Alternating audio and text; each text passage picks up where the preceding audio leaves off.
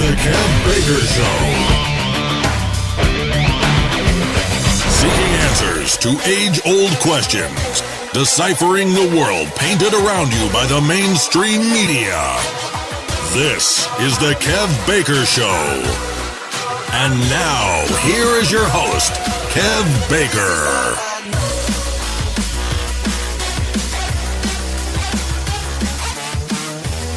Good morning, good afternoon, good evening. A very huge warm welcome to this, a special episode of The Kev Baker Show. And it's a very special episode tonight because we have got two huge guests lined up for you. So Johnny Whistles, you're with me here tonight. Absolutely epic night ahead here on KBS. There's going to be so much information. First up, we're going to be joined by Mr. Gerald Celente. And then, Johnny, an interview that you've put together. Tell the audience who's going to be coming on after that. Well, we have the wonderful Susan Linder, and it's about time we had Susan back on. I really love having Susan on. She's so energetic. It's amazing. It's always a great show with Linda. It's fantastic. And, you know, with so many great shows on the network, we really don't give enough of these fellow hosts of ours a shout-out. And you can catch Susan every weekend on the Covert Report right here on TFR. Why do you need to go to any other network when you can get all the protection from deception that you need right here? But listen, guys, and Wookiees out there in the chat, I will come to you in the second half of the show. But time is critical tonight. And yesterday, I had the chance to have a brief conversation with Mr. Gerald Celente. And it was right after news had broke of the Russian fighter jet coming down on the border. And let me tell you guys, sit back. What a chat this is. Now then, tonight, ladies and gentlemen, we're joined by a very special guest indeed, and this is Mr. Gerald Celente. Now, Mr. Celente is the man behind the Trends Journal. You can find that at trendsjournal.com. Now, I can't think of a more appropriate time to be getting you onto the show, Mr. Celente, because back in 2011, you were the man that wrote about something called the Great Migration. We're watching that unfolding as we speak in Europe and around the world, and that predictably led to the Paris attacks, which in turn has led to people like Prime Minister David Cameron pushing for more money to go to war. And today we have Turkey shooting down a Russian fighter jet. All of this, of course, predicted inevitably by yourself in the Trends Journal. What's going on, Gerald?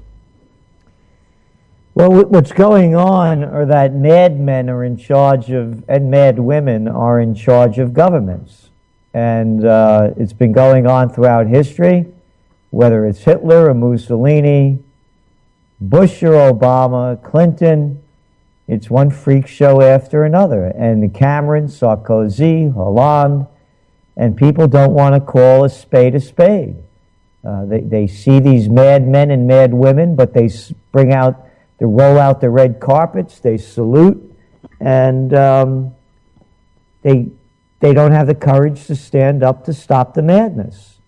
And because they're in charge, like you just mentioned with Turkey, shooting down a Russian fighter plane. Look what happened with the elections in Turkey.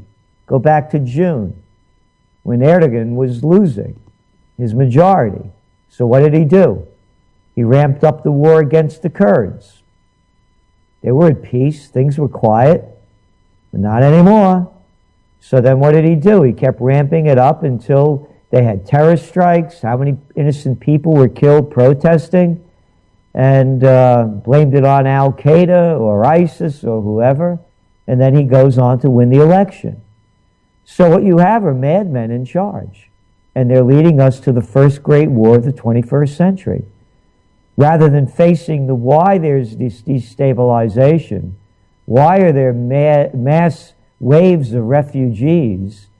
How about because of Blair and Bush, who started the Afghan war? How about because of Bill Clinton, that you had his no-fly zones over there in Iraq, destroyed Yugoslavia, bombed Serbia? How about him? How about the Iraq War, the Afghan War? How about the Libyan War? How about the Syrian War? All brought to you by a cast of megalomaniacs, sociopaths, and psychopaths. So it's right there in front of us. Absolutely, Gerald. And like I say, you predicted all of this in something called the Great Migration back in 2011. And there was another famous person by the name of Gaddafi. He also predicted this current refugee, migrant invasion, whatever name you want to put on it. Now, how did all that come about, Gerald? Because you were able to predict it way back then. Well, here's what we wrote. This is back in spring of 2011. The Great Migration. This is from the Trends Journal. In March 2011, the first wave of human tsunami washed ashore. Tens of thousands of desperate refugees fleeing North Africa and the Middle East made landfall in the nearest Italian port. By mid-April, the UN reported that more than 500,000 people had fled Libya in the preceding 2 months, and that the pace of exodus was picking up. Without means to cope with the multitude, Italy asked its U.S. allies for a helping hand, but got the cold shoulder instead. Quote, Italy must live up to its responsibilities, said Germany's Interior Minister Hans-Peter Friedrich. Italy is a large country. They must negotiate with Tunisia. Under European law, the country that is an immigrant's first stop is responsible for determining his or her status. France's response was to increase patrols on the French-Italian border to accept only those migrants able to prove they were economically self-sufficient. Outraged at the callous attitude, Italian Interior Minister Roberto Maroni mused, I wonder if it makes sense to stay in the European Union. Meglio solo che male accompagnata, which actually means it's better to be alone than be in bad company. So we saw this coming. No one did anything. It kept building. You have incompetent, inefficient, stupid people that are running the global governments. Name the country, it's filled with freaks, frauds, fools, and cowards. And they're the ones making decisions. And Gerald, I've heard it been said before that all of these wars are bankster wars. Now, how much of this is all to do with the BRICS versus the IMF kind of thing that's going on right now? I don't think it has anything to do with that as far as the wars go in the BRICS and the IMF. It's just out of control. It's just, look, take a look back here in the States. We got the elections going on. Hillary Clinton playing the progressive card. Oh, peace and love. Go to YouTube. Put in Hillary Clinton, CBS News, Gaddafi. And they ask her, how did you feel when you found out that Colonel Muammar Gaddafi was killed? And she straightens up in a chair and she said, we came, we saw, he died. They should have taken her away in a straitjacket. This is the person that was screaming along with that Nobel piece of crap Peace Prize winner, Obama. Gaddafi has to go. Sarkozy, Gaddafi has to go. Clinton, Hollande, Cameron, or as you say, Cameron. One after another. Assad has to go. Who are these people to say who should go and who should stay? And anybody that gets in a plane or puts on a uniform to do their dirty work is as sick as they are. Well said, Gerald. And you know, that's what gets me, because a lot of people don't connect the dots. They don't see how what is unfolding today is in no small part a result of the Arab Spring that these same psychopaths engineered. At the same time, we've got everything still going on in Ukraine. The Crimeans, they're without power now. How much do you think Vladimir Putin is going to take before he unleashes on them? He's not going to take anything. And anybody that thinks they're going to defeat Russia is out of their minds. You don't poke the Russian bear. Look at Napoleon. What did he leave with? 423,000 men to march to Moscow. How many did he come back with? 10,000? How about Hitler? Launches the largest military offensive in world history. Defeated against the Russians. These are the Russians. Leave them alone. They didn't attack anybody. Oh, yeah, they attacked Iraq, didn't they? Oh, no, I think they attacked Libya. No. What was it? No, they attacked Syria. I think they're down in Somalia. No, I think they're over in Sudan. No, I know they joined that little piece of crap, that little nothing of a man, Hollande, in going into Mali. Yeah, the French can't get over their French Sudan trip, can they? Yeah, I think that was Russia that did it. Again, you read back in our Trends Journal, 2013, winter edition.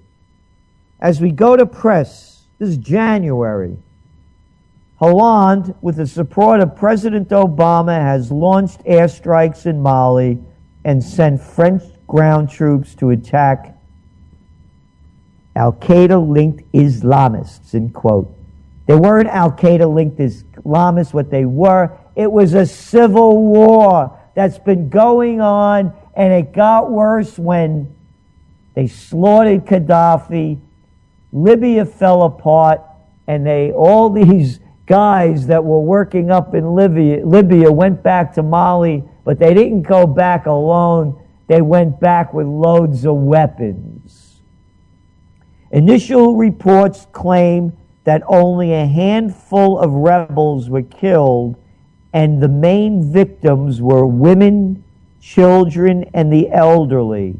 The hospitals are overflowing. The morgues in the city are filled with bodies, a Malian official in Gao told the New York Times.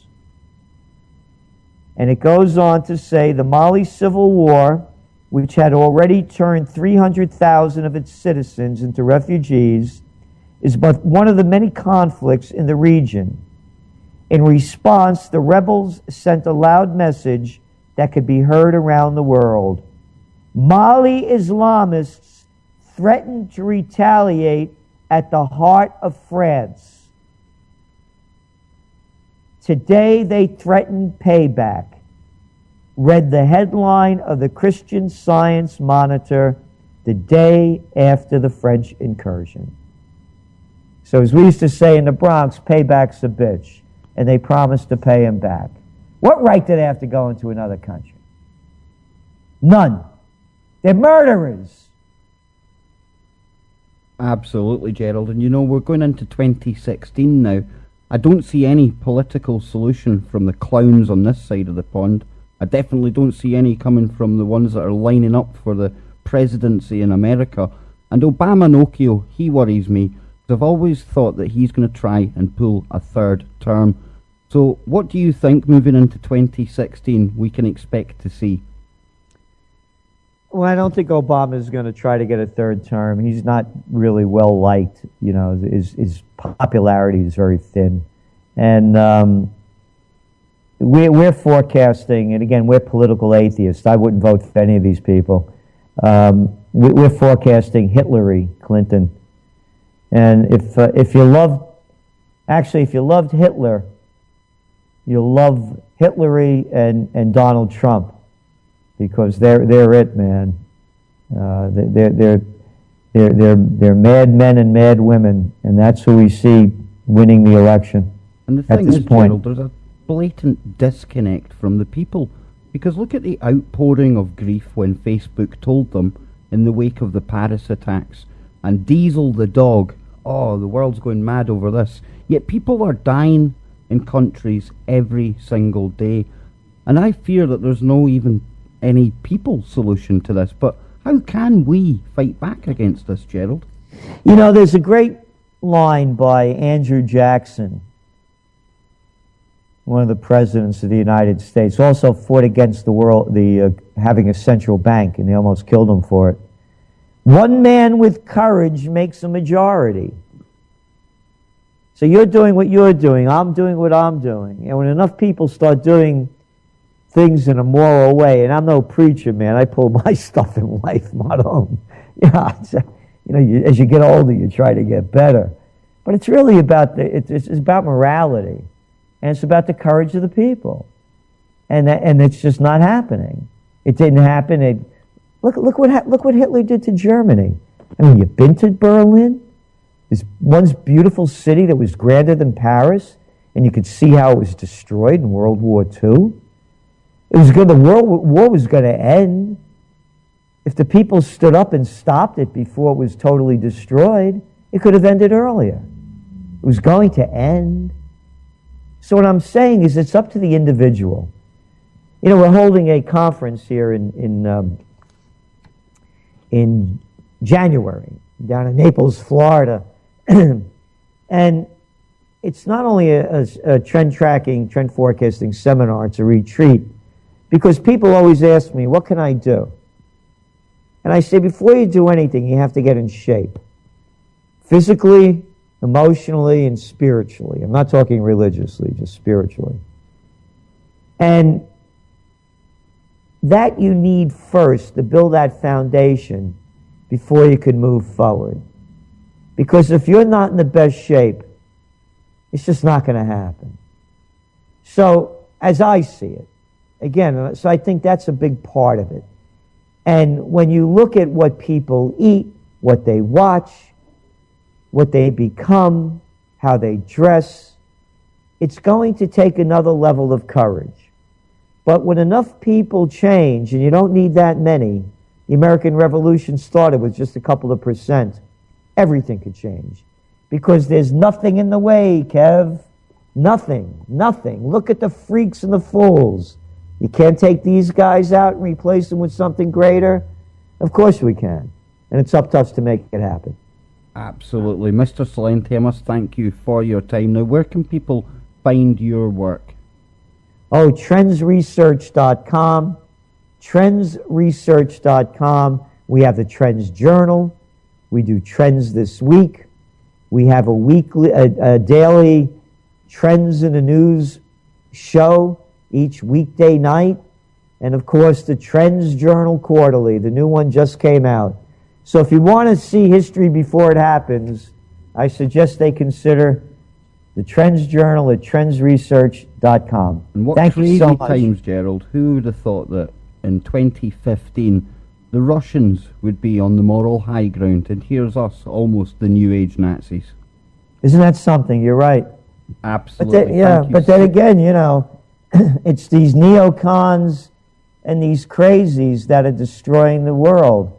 And I think the Russians, the difference between Putin and these other guys is that he's a fighter.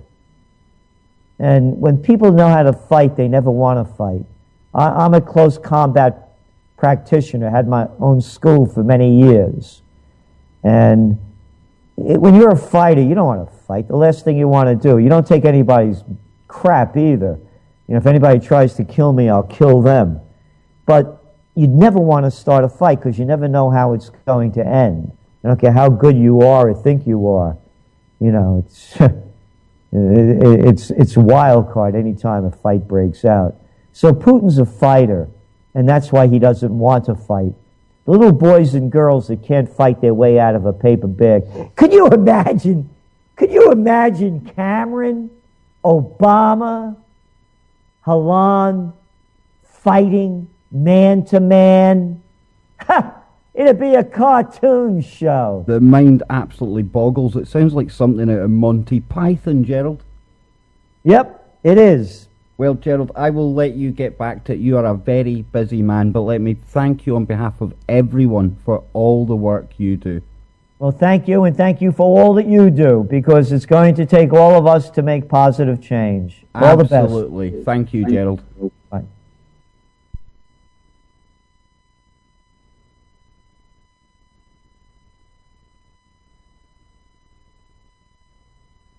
appropriate time to be getting you onto the show, Mr. Celente, because back in 2011 you were the man that wrote about something called the Great Migration.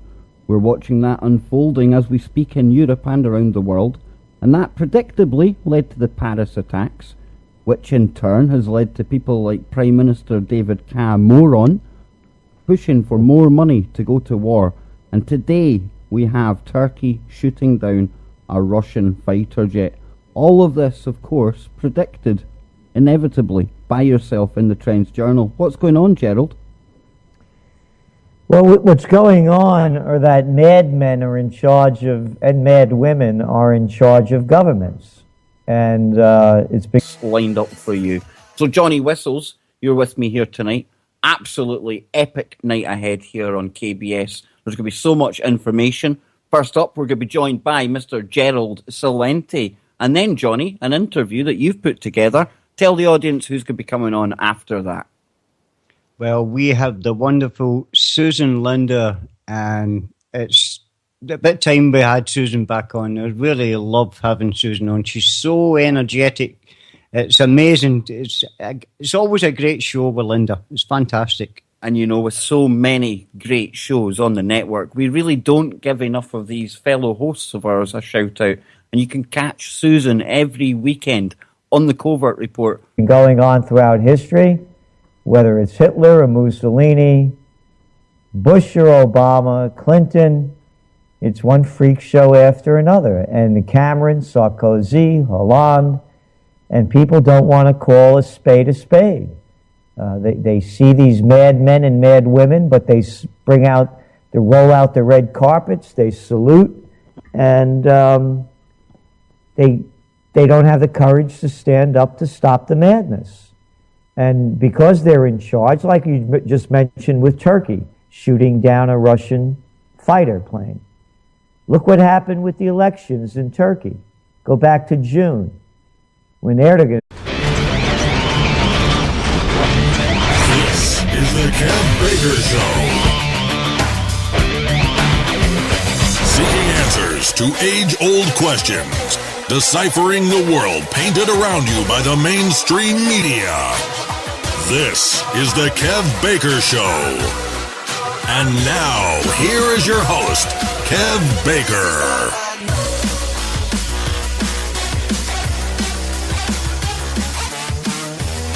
Good morning, good afternoon, good evening. A very huge warm welcome to this, a special episode of the Kev Baker Show. And it's a very special episode tonight because we have got two huge guests right here on TFR. Why do you need to go to any other network when you can get all the protection from deception that you need right here?